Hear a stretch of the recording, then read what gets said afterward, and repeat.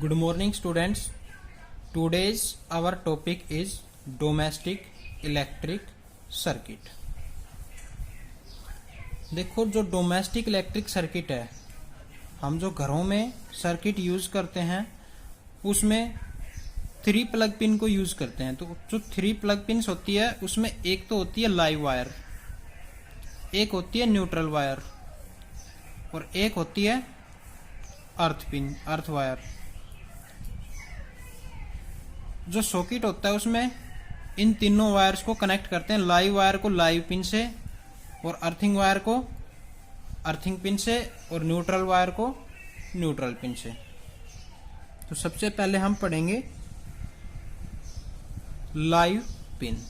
जो live pin होती है वो रेड कलर की इंसुलेटेड कॉपर वायर होती है जिसको हम कनेक्टेड करते हैं हाई पोटेंशियल डिफरेंस से, जिसका जो पोटेंशियल डिफरेंस होता है वो होता है 220 volt. It is connected with A red colour insulated copper wire. It is a high potential wire of potential difference 220 volt. Next आता है न्यूट्रल वायर या फिर neutral pin. Neutral pin, neutral जो पिन होती है उसको हम ब्लैक कलर की इंसुलेटेड कॉपर वायर से कनेक्ट करते हैं, जो कि लो पोटेंशियल वायर होती है जिसका पोटेंशियल डिफरेंस होता है 0 volt. It is connected with A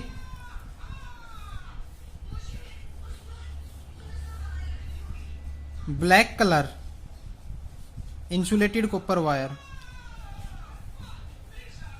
insulated copper wire. It is a low resistance, it is a low potential difference wire, low potential difference wire, जिसका पोटेंशियल डिफरेंस होता है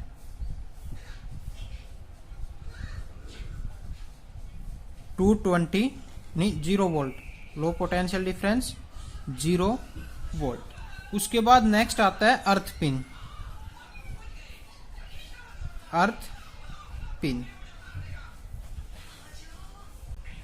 देखो जो अर्थ पिन है उसको हम कनेक्ट करते हैं जो हमारे पास इलेक्ट्रिकल अप्लायंस है उसके मेटेलिक पार्ट से। क्यों करते हैं? क्योंकि जैसे ही हमारी जो लाइव वायर है वो उस इलेक्ट्रिकल अप्लायंस के मेटेलिक पार्ट से टच हो जाती है तो उस मेटेलिक पार्ट के अंदर करंट फ्लो होने लगता है, जिसके कारण जो अर्थ पिन है या अर्थिंग वायर है उसके जरिए जो करंट है सीधा कहाँ उसके अंदर फ्लो होने लग जाता है और अर्थ में चला जाता है। इसमें हम घर में वायरिंग करते टाइम एक प्लेट लेते हैं और उसको इनसाइड द अर्थ डिप में दाब देते हैं और उससे उस वायर को कनेक्ट करते हैं, जिसके जरिए जो करंट इलेक्ट्रिकल अप्लायंस में फ्लो होता है वो डायरेक्ट कहाँ चला जाता है? अर्थ में, जिसके कारण अगर हमारा गलती से हाथ लग भी जाता है तो उसके अंदर हमें शॉक नहीं लगता, क्योंकि करंट ऑलरेडी ही अर्थिंग के अंदर चला जाता है। Because our body is insulator with comparisons of copper wire, क्योंकि जो करंट है वो जितना अधिक गुड कंडक्टर है उसके अंदर से ज्यादा फ्लो होता है। क्लियर? अब नेक्स्ट देखो, electricity produced in A power plant reaching distance placed bye overhead aluminium wire. मतलब हमारे घरों तक इलेक्ट्रिसिटी को कैसे पहुंचाया जाता है। Electricity produced in A power plant reaching distance placed bye overhead aluminium wiring.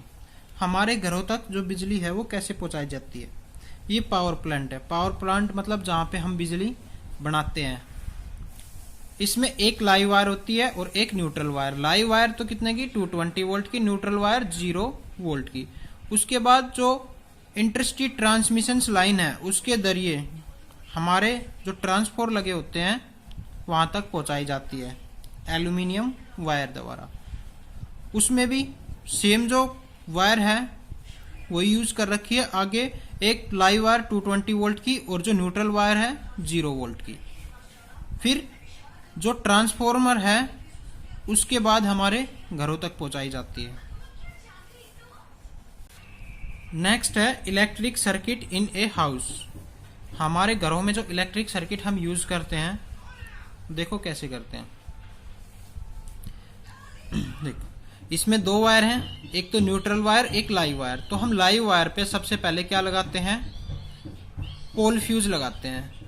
Pole fuse का क्या काम होता है, जो पोल फ्यूज होता है वो हमारा जो मीटर है उसको प्रोटेक्ट करता है। क्योंकि अगर high potential difference current flow होगा मीटर के अंदर तो ये क्या होगा, मेल्ट हो जाएगा, जिसके कारण हम उससे पहले एक पोल फ्यूज लगाते हैं ताकि ये ही क्या हो जाए, get melt and break down the electric circuit. जैसे ये मेल्ट हो जाएगा आगे करंट फ्लो होना बंद, तो हमारा जो एनर्जी मीटर है वो क्या हो जाएगा, सेफ। उसके बाद क्या करते हैं, हम एक और मेन फ्यूज लगाते हैं। मेन फ्यूज का क्या काम होता है, ये लाइव वायर में कनेक्ट होता है और एनर्जी मीटर के बाद कनेक्ट करते हैं। उसके बाद मेन स्विच। मेन स्विच का क्या काम होता है, हम अगर हमारे घर में कुछ भी इलेक्ट्रिकल अप्लायंस को चेंज कर रहे हैं या उसको मतलब कोई भी प्रॉब्लम आ गई है तो ठीक कर रहे हैं, तो हम मेन स्विच को क्या कर देते हैं, कट करते हैं। जैसे ही इसको कट कर दिया आगे जो है करंट फ्लो नहीं हो पाता। तो pole fuse, energy meter, main fuse और मेन स्विच। अब नेक्स्ट बारी आती है, जो घरों में हम सर्किट यूज करते हैं वो पैरेलल में करते हैं या सीरीज में। तो हम जो घरों में सर्किट यूज करते हैं वो किस में करते हैं, पैरेलल में। सीरीज में क्यों नहीं कर सकते, क्योंकि सीरीज में अगर हम कनेक्ट करेंगे तो हमें सारी चीजों को एक ही स्विच से कनेक्ट करना पड़ेगा, और जैसे ही हम इस स्विच को ऑन करेंगे तो सारी चीजें एक साथ चालू हो जाएंगी। अब जैसे कि सर्दियों में हमें पंखे की जरूरत नहीं है, बट सीरीज में कर दिया तो बल्ब अगर हम जलाएंगे तो पंखा साथ चलेगा। तो इसके लिए हम घरों में किसका यूज करते हैं, पैरेलल सर्किट का।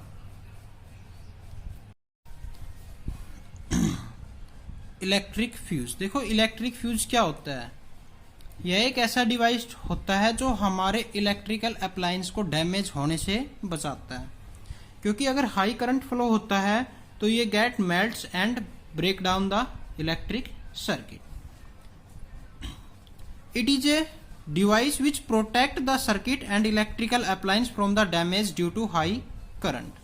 जैसे कि हमने जो है फ्यूज लगाया 5 एम्पियर का, तो अगर इसमें 5 एम्पियर से कम करंट फ्लो होगा तो हमारा जो इलेक्ट्रिकल अप्लायंस है वो ठीक से ग्लो करेगा और इसके अंदर से करंट फ्लो होगा। अगर 5 एम्पियर के बदले इसमें 5.2 एम्पियर भी करंट फ्लो होने लगता है तो ये हमारा क्या हो जाएगा, fuse gets melt due to high current flow through its and break down the circuit. Melt हो जाएगा और सर्किट को ब्रेक डाउन कर देगा, जिससे हमारा जो हमने बल्ब लगा रखा है वो फ्यूज होने से बच जाएगा।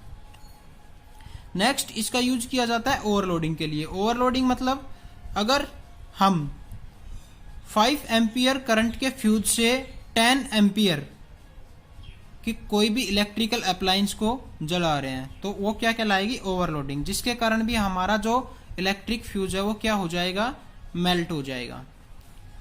उसके बाद नेक्स्ट जो आता है वो शॉर्ट सर्किट। शॉर्ट सर्किट में भी इसका यूज क्या है, शॉर्ट सर्किट अगर मतलब कोई भी लाइव वायर और जो न्यूट्रल वायर है आपस में टच हो जाती हैं, तो टच होने के कारण भी क्या होता है, शॉर्ट सर्किट, जिसके कारण भी हमारा जो फ्यूज है गेट मेल्ट और ब्रेक डाउन द सर्किट, जिससे हमारी वायरिंग और इलेक्ट्रिकल अप्लायंस है वो डैमेज होने से बच जाती है। नेक्स्ट जो टॉपिक है हमारा इस यूनिट का last topic, advantage of AC over DC. AC current और डीसी करंट। एसी करंट की क्या एडवांटेज है भाई? एसी करंट की सबसे बड़ी एडवांटेज तो ये है कि हम उसकी वोल्टेज को आसानी से चेंज कर सकते हैं। One is the biggest advantage of AC over DC for the electrical power distribution is that the voltage can be change easily. देखो जैसे कि हमारे पास जो ट्रांसफॉर्मर है वहां पे 11,000 वोल्टेज आती है, बट जैसे ही ट्रांसफॉर से आगे निकलती है तो वो ट्रांसफॉर उसको 1100 वोल्ट में चेंज कर देता है और हमारे घरों तक 220 वोल्ट में पहुंचाता है। ठीक है, तो ये क्या है, एसी का सबसे जो मेन एडवांटेज है वो है कि उसकी जो पोटेंशियल है या फिर वोल्टेज है उसको आसानी से चेंज कर सकते हैं। आगे देखो, और other advantage of AC and DC. ये और अदर एडवांटेज है। AC can be converted into DC by a device called रिएक्टिफायर।